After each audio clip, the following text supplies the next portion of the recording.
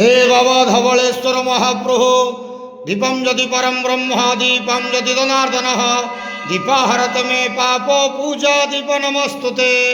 बाबा धवलेश्वर महाप्रभु संसार सुखी रखंतु। आज विदाय वर्ष 2024 मसीहा शुभ मंगलवार रे समस्त श्रद्धालु भक्त मानकर मंगल करंतु। समस्त श्रद्धालु भक्त मान को आशीर्वाद करंतु।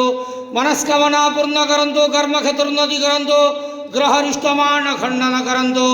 जगतर मंगल करंतु। विश्वर कल्याण करंतु।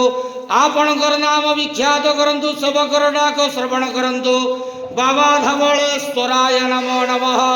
संसार सुखी रखंतु आनंद केवार हरि बोलो। आज विदाय वर्ष 2024 मसीहा शुभ मंगलवार रे समस्त भक्त मानकर मंगल करंतु आनंद केवार हरि बोलो। ओम नमः शिवाय।